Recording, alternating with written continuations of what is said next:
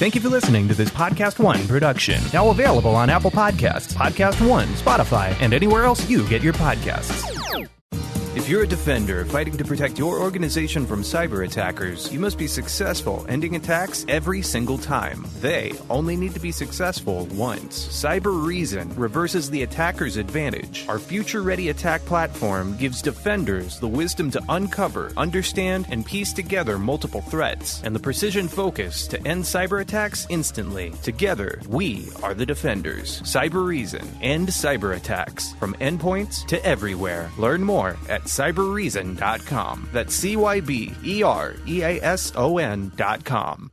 Hey everybody, today on the Charlie Kirk Show, I am thrilled to be with Douglas Murray, one of the most clever, wise people in the entire conservative movement, you could call it, or just the movement of people that are thinking critically about what's happening to our civilization.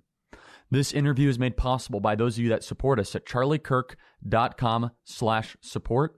When you chip in at charliekirk.com/support, you make our outreach, our program possible to millions of young people across the country. Please consider emailing us your questions, freedom@charliekirk.com, freedom@charliekirk.com. If you want to get involved with Turning Point USA, go to tpusa.com to start a chapter, get engaged, get involved. You can go to our big event in Palm Beach in December. Hopefully we'll be celebrating at tpusa.com/SAS, tpusa.com/SAS. And finally, if you want to win a signed copy of the MAGA Doctrine, type in Charlie Kirk, show to your podcast provider, hit subscribe, screenshot it, and email it to us at freedom@charliekirk.com. Douglas Murray is here. Buckle up, everybody. Here we go. Charlie, what you've done is incredible here. Maybe Charlie Kirk is on the college campus. I want you to know we are lucky to have Charlie Kirk. Charlie Kirk's running the White House, folks. I want to thank Charlie. He's an incredible guy. His spirit, his love of this country. He's done an amazing job building one of the most powerful youth organizations ever created, Turning Point USA. We will not embrace the ideas that have destroyed countries, destroyed lives, and we are going to fight for freedom on campuses across the country. That's why we are here. I'm going to be really direct with you guys. If your cellular plan is with Verizon, AT&T, or T-Mobile, you're just paying too much. You are paying too much for the exact same coverage. Look at your cell phone bill where it shows data usage. The average person who switches to Pure Talk is using less than 4 gigs of data a month. But the big carriers are charging you for unlimited data. It's like paying for an entire row on an airplane, but you only need one seat. That's how Pure Talk saves the average person $400 a year on their wireless service. Unlimited text, talk, and 2 gigs of data, all for just $20 a month. And if you go over on data usage, they don't charge you for it. Folks, switching to Pure Talk is the easiest decision you'll make today. Dial pound 250 and say Charlie Kirk. When you do, you'll save 50% off your first month. Dial pound 250 and say Charlie Kirk. Pure Talk. Simply, smarter, wireless. Hey, everybody. Welcome to this episode of the Charlie Kirk Show. I am super thrilled to be here today with Douglas Murray, who's associate editor at The Spectator and also the author of a phenomenal book, The Madness of Crowds. He'll talk about that throughout the episode. But I just want to first say Douglas is one of the wisest, most clever voices in the conservative movement. Douglas, I heard you on Dennis Prager's fireside chat last week or 2 weeks ago, and it's just been a while since I had kind of listened to your content. And you just made some phenomenal points. I want to start with one point just right off the bat. You said something, and I have been using it in a lot of my speeches, that it seems as if there's a supply and demand problem with fascists and racists in the West, that there's an incredible demand from the left to find them, but such a lack of supply. I just love that. Can we just start with there and can just build that out?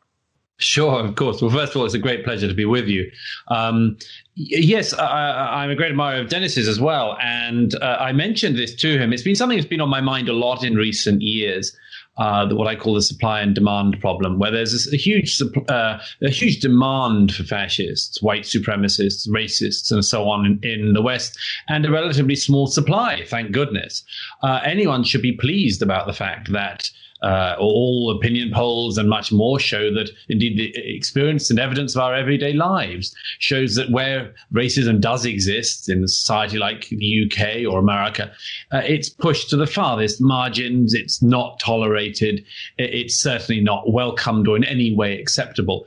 And yet we have people claiming that almost everybody is a white supremacist or a racist or an extremist if they don't like them. And I haven't actually been in the US for a couple of years, but I've been thinking about this a lot and thinking about it from a distance and noticing how much in your country, and I've been here touring around the country for the last month, how much this now applies to modern America. You know, you have people being called these things who are just obviously, demonstrably, provably just not those things. And there is a very dangerous game being played by all those who would apply such labels in order to win some short-term political game, and use those labels and diminish those labels and in the end demean and make them pointless. And you know, because if everyone's a fascist, some point nobody is. You know, if half of the country is fascist, then obviously they're not. And in the end, you don't know how you can identify anybody who actually might be. So there's a huge terminology problem. Not to sound too sort of academic about it, but there's a huge terminology problem in American politics, which I've just noticed since the last time I was in this country and is rampant today. I completely agree. And even just basic terms such as what is racism? We're talking about two completely different things. You and I would believe that racism is an individual person expressing prejudice against another person based on skin color, language, culture, any of those categories. Whereas someone on the left, they would say racism is actually a power struggle between two groups, that a black person cannot be racist and a white person might be racist without you ever even knowing it, and you can't even prevent it. This is a very dangerous sequence of events that is taking place in the West. And I love what you said, terminology problem. I said this 2 weeks ago, where I said, we're talking about different things when they're interfacing sometimes with the other side. And they're intentionally changing the terms, I think, to try and I think they're communicating to populations disgust for the terms while also using a different definition of the terms without actually making it perfectly clear. A great example is they do not believe someone can be gay, can be black, or can be Hispanic if they're not also on the left. You've experienced this in some way. Can you talk about how they tie identity to leftism? And if you aren't on the left, you're stripped of that, any sort of, identity that might come with it. That's right. I describe this in The Madness of Crowds. As you know, in each chapter, I do a different identity grouping. A lot of people look at the contents page of The Madness of Crowds and either shriek or think, phew, because you can't help seeing the list. I think it's gay, women, race, trans, which makes a lot of people gulp. But, I just sort of think these are all fascinating subjects. We don't have them out honestly enough. We don't really talk about what's interesting in them. We just have this boring ideological weaponization of all of these terms. I'm not much interested in that. I am interested in things that are genuinely interesting.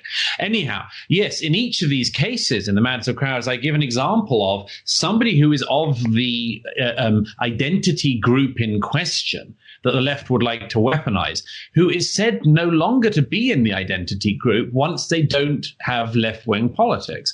So I give the example in the gay chapter of Peter Thiel, the Silicon Valley tech entrepreneur, who is a gay man and who, when he comes out for President Trump, is said by The Advocate, which is the remaining pointless legacy gay publication in the US, is said by The Advocate to be in any way gay.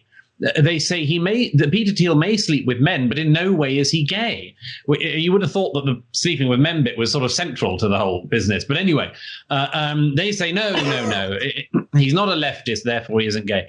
When Kanye West says he's not of the left, he says he's even going to vote Trump and all of that a few years ago, the same thing happens. Ta-Nehisi Coates, the most celebrated, I'd say over-celebrated writer of his generation in America, writes a piece in The Atlantic saying that Kanye is, to all intents and purposes, no longer black. And we've seen this in other areas. The most distinguished feminist of the late 20th century, Germaine Greer, doesn't have 100% of today's lockstep views on the trans issue and is chucked out of the Church of Feminism a few years ago. The new feminists say Germaine Greer is no longer a feminist. And as I say in The Madness of Crowds, if Peter Thiel isn't gay and Kanye West isn't black and Germaine Greer isn't a feminist, then we're not really talking about the facts here. What we're talking about is people who wish to use identity groupings as a political weapon. And it's very, very dangerous. I happen to be gay, and I don't think it's a very important part of my political or other parts of my life. But I deeply resent people who think that because you happen to be gay, just as if you happen to be black or anything else, ergo you must be not just of the left, but now, of course, they say in favor of, and let's do the list, dismantling capitalism, dismantling the patriarchy, dismantling the family, dismantling cis heteronormativity, and the whole boring, turgid list of other claims that they make. No, we should respect individuals. We should respect individuals, and individuals will fall out differently with different views, and there is nothing wrong in that. And there is something not just sinister but totalitarian in the idea that that is what we should do. Hive off people into blocks and say, if you are this thing, then you must believe the following. It's demeaning, and not just demeaning of the individuals, but demeaning of all of us as human beings. I couldn't agree more. And the danger is that there will be a collision point when you start to hive people off into these different groups. And the only way I can reconcile why they're doing this is they actually want that collision point. I think they really do. Yes. There is no way that you could there's no way that your goal can be harmony and do what they are trying to do. And what I mean, the critical race theorists and the postmodernists and the people that you mentioned this list, and it's so perfect, dismantle this and disintegrate that, and destroy that. They don't want to build anything. No. They're not in the game, if you will, of trying to build things around beauty or goodness. Instead, it's what can we displace or destroy? Yes. And by the way, on this visit to America that I've been involved in this month, I've seen all of this firsthand. I saw it in Seattle and I saw it in Portland when I was there the other day. These are places filled with people who believe this mad idea that America is this incredibly patriarchal, cis heteronormative, racist society and all of that list. They actually believe it. And they believe in the name of that, they must pull the whole damn thing down. And here's the thing. We can already see the results of that. We can already see the world you inhabit when you do that. It is what these places are like. And I don't know when the last time was you were in Seattle or Portland, but they are horrible, horrible places. They are places where I was reminded of a friend who writes under the name Theodore Dalrymple. His real name is Anthony Daniels, a retired prison doctor in the UK, who said many years ago when he visited Cuba that watching the people of Cuba in the 1980s walking among these beautiful French colonial buildings, he was reminded of, it was as if they were in a civilization they had found themselves in but could not sustain or in any way hold up. And it's the same with people in Portland and in Seattle. They find themselves among these buildings. There are still federal buildings and courthouses and police stations and libraries and things, but they've all been graffitied over. They've all been molested. They've all been shot at or hacked at or thrown things at. They're all boarded up. And so you just have these people who think that if they just pull down the one remaining statue, they will be free from their past and they'll be able to enjoy the urine-stenched wasteland that they deserve. But that's the problem, is that's all they do inherit. They can't even build buildings. All they have are tents everywhere among the remnants of buildings that people better than them put up. And this is a major problem. It's a major problem for American society. Seeing the check engine light can give anyone anxiety. But that's why I have CarShield, and I don't worry about it anymore. CarShield is amazing. They offer a wide range of protection plans that can save you thousands for a covered repair, which means that check engine light is a lot less scary when it comes on. You have the freedom to choose your favorite mechanic or dealership to do the work, and CarShield gets the rest taken care of. Even if your car breaks down while you're traveling, the choice of a repair shop is still up to you. On top of that, there's no long-term contracts or commitments. CarShield has helped over 1 million drivers. That's why they're America's #1 auto protection company. I used to dread car repairs, but with CarShield, I have a peace of mind. Get coverage today and see why CarShield cars go further. Call 800-655-2157 and mention code Kirk, or visit carshield.com. Use the code Kirk to save 10%. That's carshield.com, code Kirk. A deductible may apply. So I want to ask you about something you also said to Dennis Prager. I've heard you say it on some of your other recent interviews, and I don't know if I agree with this, but it gives me hope. Where you said you think that postmodernism is going to reach an apex of atonality, and eventually people will want to go back to pursue beauty, truth, and goodness. Can you build out that argument and also kind of go a little bit deeper about how you think that postmodernism actually might be hitting a ceiling? Well, I do think that's the case. I'm so glad you raise it because it's a major thing going on underneath all of our feet. Throughout our lives, we've been living in the sort of wasteland created by the postmodernist movements. These are lots of things, not to get too theoretical about it, but things like deconstruction and all of that. And as I say in The Manners of Crowds, this came from universities, first of all, from departments that wanted to deconstruct everything apart from themselves. And these departments at American universities played a sort of game. And the game went out from beyond the control of the departments in question. The game was things like pulling things apart, forgetting the big stories. And I mean, many people have observed this. Neil Ferguson some time ago said that his shorthand for this was, whenever a colleague of his in the university retired, who was an expert in, say, Russian history, they were always replaced by somebody who was a sort of whose field of study was infinitely narrow within an infinitely narrow field. The big studies, the big knowledge was being lost and always ended up going to these mean-minded and small-minded people. Now, the thing I think has been happening recently has been that we have been able to see very clearly that postmodernism can deconstruct, but it can't construct, that it can't build. Now, this is something, by the way, that all parents know. It's the experience that happens when a child takes a bicycle apart and then can't put it back together, just doesn't know how. Because this is a lesson we all learn. Phenomenal example. We all learn this very early in life. It's very easy as children to pull things down. It's very hard to create. Now, this is a central, we might say, Burkean insight of conservatism. But here's the thing that I think is happening. And there have been a number of cultural shifts in recent years that speak to this. I think that people are starting to recognize that the deconstructed wasteland is not that enjoyable a place to live in. That people do not want to live in the thing that is simply endlessly picking apart and pulling down. We can see this in architecture. We can see it in housing. Offered a chance, people want to live in beautiful housing. It was one of the great insights of the late Roger Scruton about this, that people do, if they can, if they have the means, want to live in beautiful surroundings. The rich do live in beautiful surroundings because they have the opportunity to do so and they make their choice.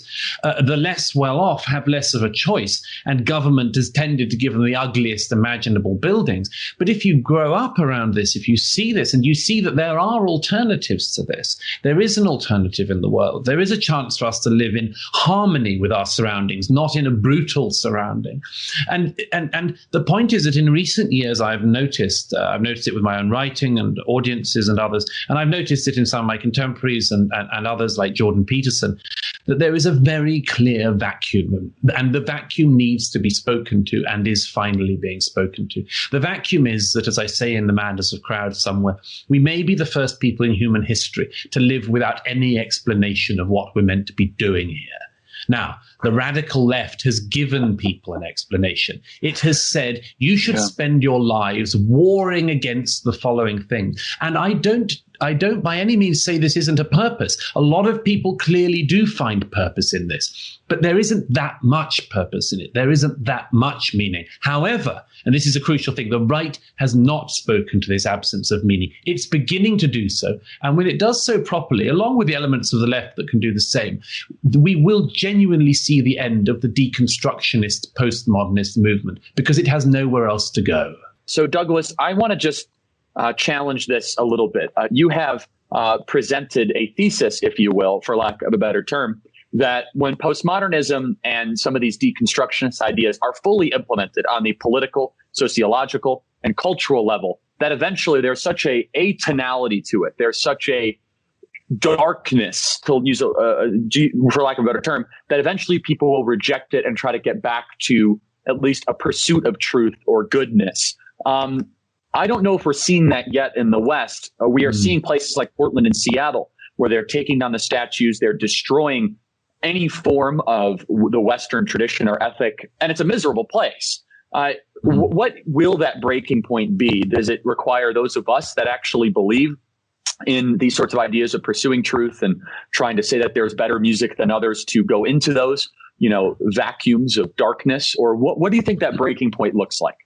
It'll be different for different people. And by the way, it may well take a long time. I mean, in historical terms, what we're going through is a nanosecond.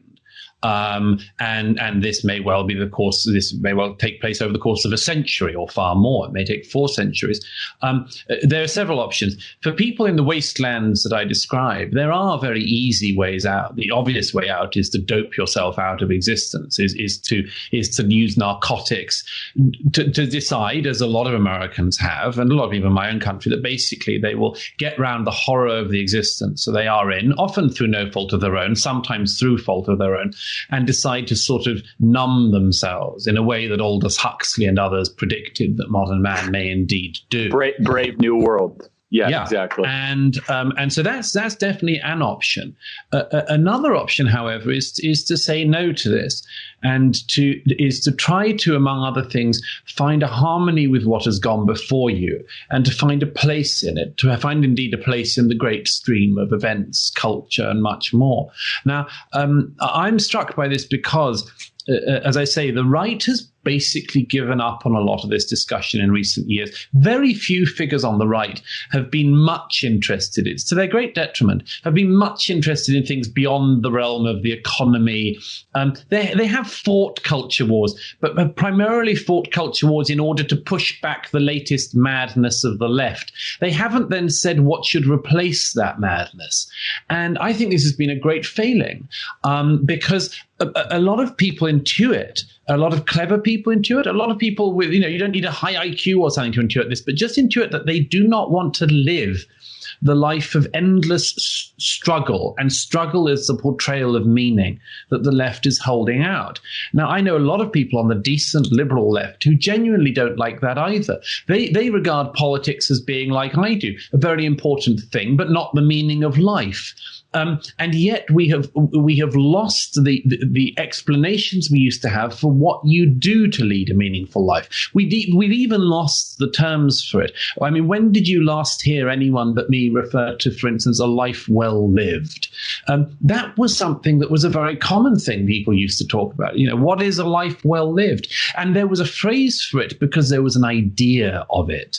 And if you don't have the phrase for it, if you don't have an interest in the phrase for it, it's partly because you don't have an idea of it. Now, I do have an idea of it. I think a lot of us do, but we're not very good, or haven't been very good, in explaining it. And we will have to, because we will have to explain to people that the kind of nihilistic despair that a portion of the radical left is offering is not going to answer the deep needs of their souls. I think this is the work of, as I say, generations. But it can be done. It's been done before. There have been many times when civilization has been pulled back from a brink of nihilistic despair. In fact, you might say that brink is one of the things that keeps us limber and keeps us going, exactly the knowledge of where we could fall. So one needn't despair about it. And it is something which, the good news of it, among other things, is that an individual can do it for themselves. They do not need to find the optimum conditions in society to do it. They can save themselves from that abyss today. They can step away from it themselves. They can stop having warring fights with their family and loved ones, and with their past and their culture and their history. And they can learn, as I say, among other things, to reconcile themselves with things in the world. This is one way to start. It's not the whole thing, but it's a start. And I think one of the biggest difficulties, and something that you definitely agree with, that we have been, struggling and battling is the universities do a phenomenal job of almost imparting an evangelistic nihilism upon young people. That it's not enough that you believe in the nihilistic worldview. You must go find new converts. It's almost the Matthew 5 of the nihilistic worldview, that you must go make not salt and light, but dark and death in the world. And I find that this is their purpose, and that you're exactly right. The purpose has its limitations, but I have seen young people have not a fulfilling 20s, but a motivated 20s, their 20s, trying to go forth in the world and convince people that all Western art, culture, poetry, literature is rubbish and garbage, and it must be destroyed at all costs. And one of the things that we do so wrong in America, and we have done over the last couple decades, we haven't realized it, is that we tell 16 and 17-year-olds not that, hey, there's some truth and goodness out there. Let's tease you and maybe we can find it together. Instead, we set the baseline when they're 16. There is no truth. There is no goodness. We're going to teach you how to become a better complainer about all the stuff around you and the planet that exists. I think the question for those of us, and I don't even like to use the word conservative because who even knows what that means? It's such a but conservative or someone that just believes in the West, is how do we properly interface against the left or the deconstructionists or the nihilists that are so motivated, they're so energized, and they control so much terrain. How do you think that we should best embark on that? Well, one, I think, hope, which I suspect is a false hope, which a lot of people on the right have had, is that the left extremism would fall apart under its own contradictions.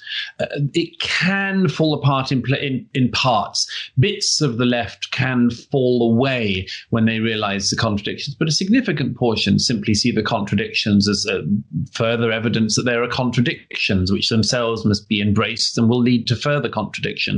It's not inevitable also that when things fall apart, they fall apart and come back together again in the right's favor. That's another myth on the right, that if you allow a thing to hit rock bottom, people will magically realize that the right was right all along. And I don't think this is the case. History shows us that when things hit rock bottom, you discover a whole new inferno underneath it that you haven't considered yet. And by the way, this is the case in America. I notice it very much in my travels of recent weeks. I think sometimes I said it to a friend, I think in Oregon somewhere, that I said, don't you sometimes you see some of the people protesting, the luckiest generation in human history, you see some of them protesting like madmen and mad women and mad theys, I suppose one must say, outside of public federal buildings in America. And I said, you just sometimes really want to just slap them. And I said to this friend who I confessed this to, I said, the problem is that if you did slap them, they would immediately say, here is a white supremacist slapping me. Here is a Nazi, and it is evidence of Nazism. And off you'd go again. It's wrong to think that there will be this sort of moment of great awakening when it might just be ever more maddening. I think the crucial thing is how you save sensible and reasonable people from this. The big problem you have in America is obviously that too many people in America go to university and become stupider. And I don't know how you address that long term, other than encouraging people to go to the better colleges and to not get themselves indebted to study non-specialisms that just make them bitter. But there must be a way for America through that. And I do think you have a way. I think there are very many reasonable Americans, the center left and the center right, who do think, there are problems in our past, but the fact that the past had problems doesn't mean that you should hate everyone in the past and make yourself the king in 2020. I think many people, it doesn't matter how educated or otherwise they are, do have a reasonable view of history. And it isn't the strange, vindictive assault on the past that is being presented to them. So I do have some faith in that. And I think that those people need to be given help, arguments, information, facts, and much more that help to bolster them through the facts and the truths that they instinctively have. And I think the the false hope we have that when things begin to fall apart, they'll eventually come back to conservatism. There's very little evidence of this. Back when I was a sophomore in high school, we read a book by Chinua Achebe called Things Fall Apart. I don't know if you've ever heard about this book. Very well read in America and the West. And I didn't realize this until the last couple of years. But the underlying reason why they made us read this book was it frames Europeans as colonialists and all these, all the same sort of colonial framing. But more than anything else, the title is almost that things are going to fall apart, so why even try to keep them together? It's almost this, and it's almost like the second law of thermodynamics. Like, this civilization is going to decay. Why even put in the effort? So can you comment on that? Yes, by the way, these are very worrying signs that these are the messages being imparted to young people in America. That is a very late empire thing to happen. I mean, I've given you some hope, but here's some negativity. I mean, that is a very late empire thing to happen. It happened at the end of the Soviet regime, when the people in charge no longer believed in the thing and decided just to have fun whilst it was still running. That is one of the things that this speaks to. It's all going down, so why not sort of vaguely enjoy yourself in the embers as long as they last? It's a very worrying, very, very worrying thing. It speaks also to an American naivety, if I may say so, which has come about because of the totally fallacious idea in America that whenever you shake out human society, it always comes out looking something like Boston in the 20th century, whereas most of the world comes out looking very, very different all the time. What you have in America in your own lifetime is totally exceptional in human history, and it doesn't require any jingoism to say that. It's simply a statement of fact. So we do have a great problem if this impulse, it's all falling apart, so why bother anyway, has indeed embedded itself, because it's a very dark impulse that can lead nowhere.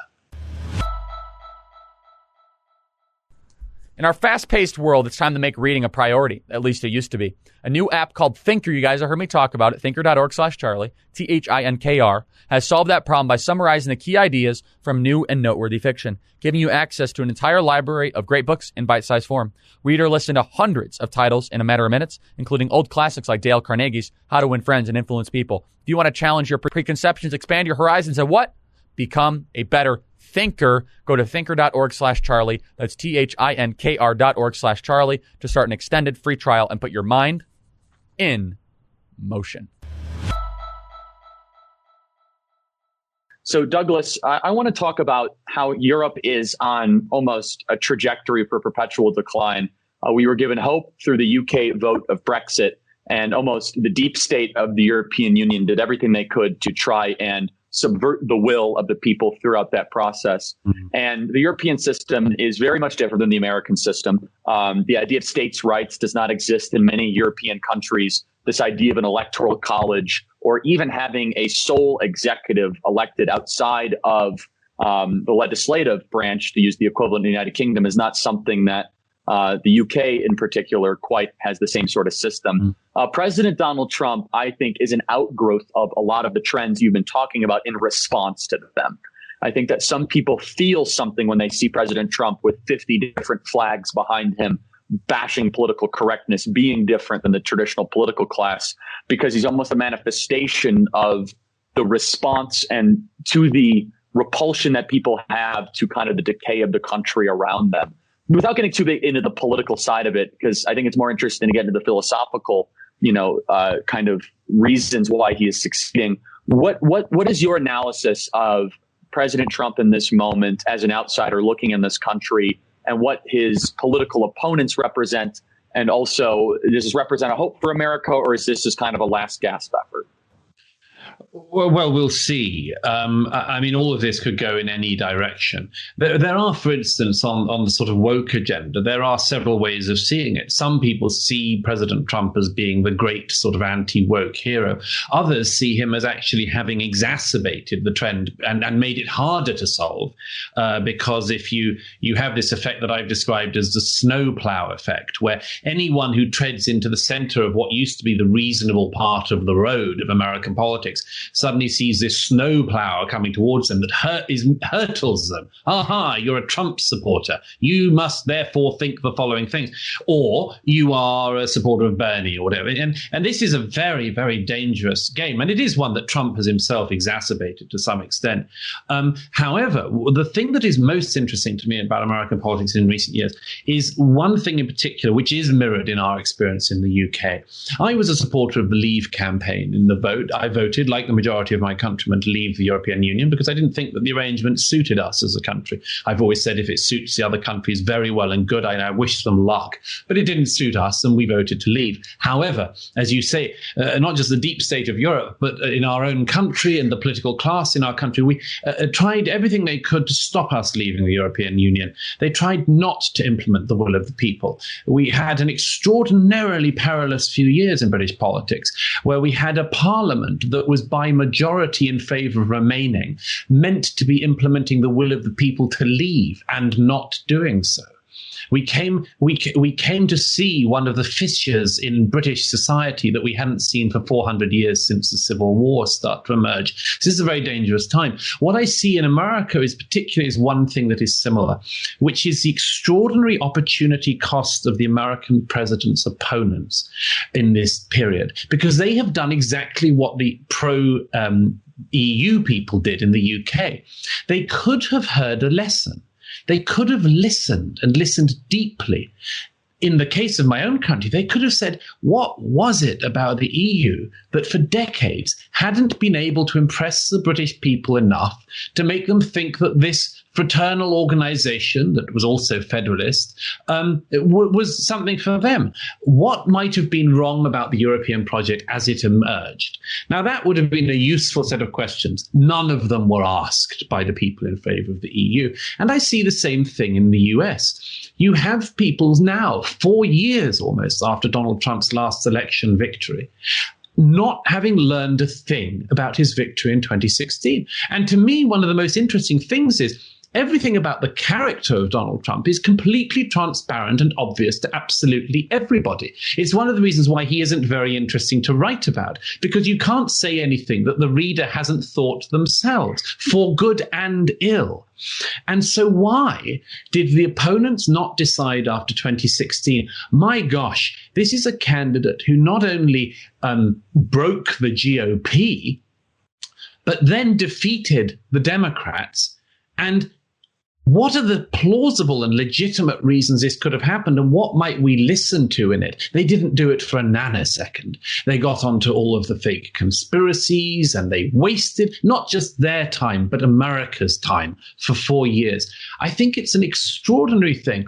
And we will see, obviously, with the election in 9 days' time now, what happens. Maybe if he wins again, they will listen and think, okay, now we have to listen. That's what's happened in my own country. That's what's happened in the UK after the election victory for the Conservatives in December. The people who tried to trick us to remain in the European Union had to finally accept, okay, we will get past all the stages of grief and finally accept that this has happened.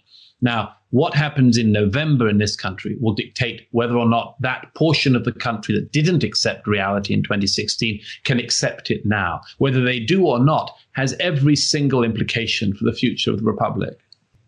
I completely agree. And the scary thing is that the wealthiest, richest, most powerful and connected people are unanimously in the same sort of viewpoint that Donald Trump must be obliterated. And they're not going to have any less financial or technological power post-election.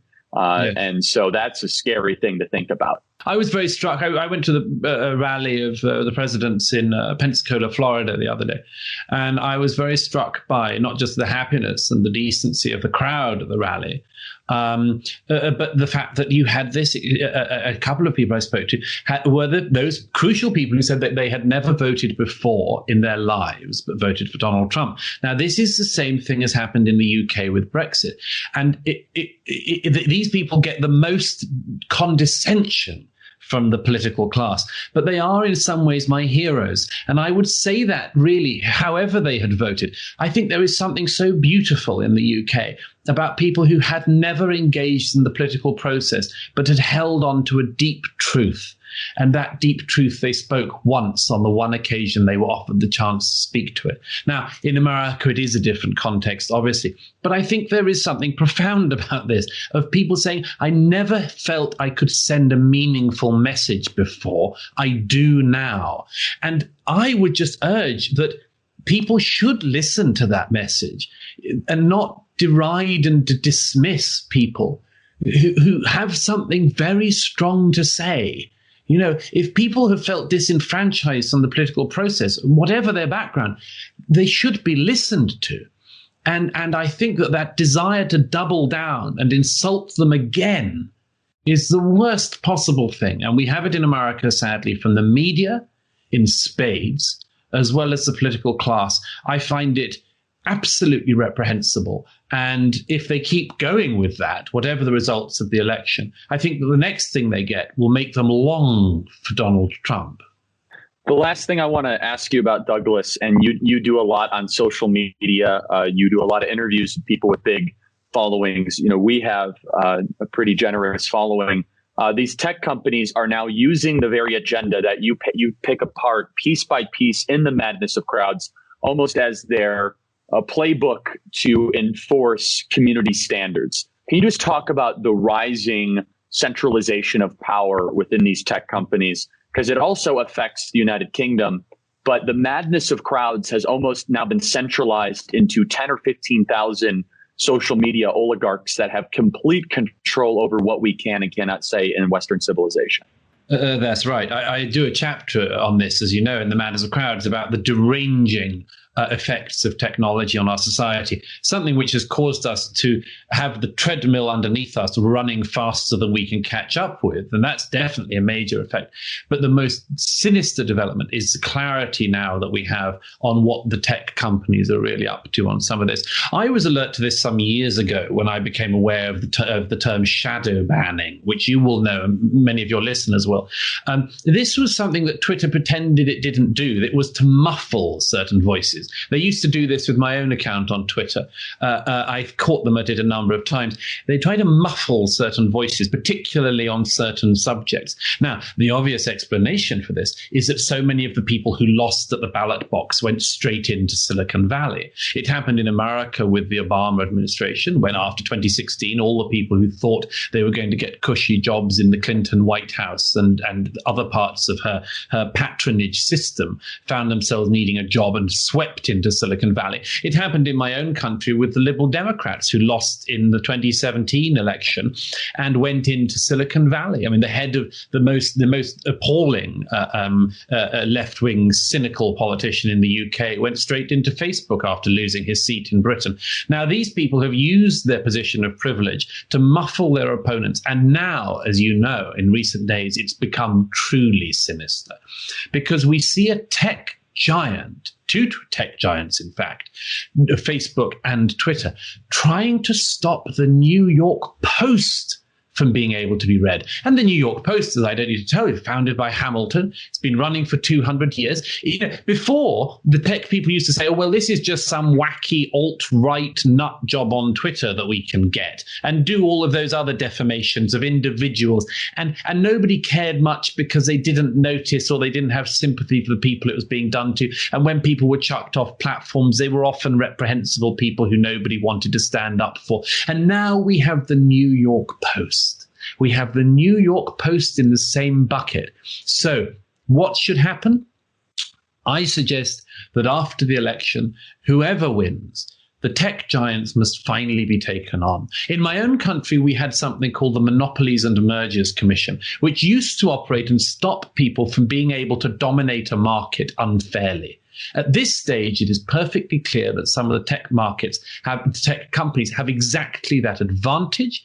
The recent antitrust suit with Google proved much of this. And I think that we have to get the tech companies in our sights. And we have to say, you cannot derange the societies and then try to reprogram them and not expect some pushback. The pushback must be real. It must be hard. It must hit them in the only place the tech companies really care, which is at the bottom line. And I, for one, can't wait for it to happen. It's long overdue. And what I think the president needs to do, in addition to domestic pressure, the president should pressure every European nation to file similar antitrust monopolistic complaints through their own domestic laws. Make these tech companies fight in 20 different courts at the same time across the planet. That's the power of alliances, right? That's why that's why they tell us we need NATO and these European project constructs. Why don't we start using them? Have them defend their monopolistic practices in France, in Switzerland, because they have users all across the planet.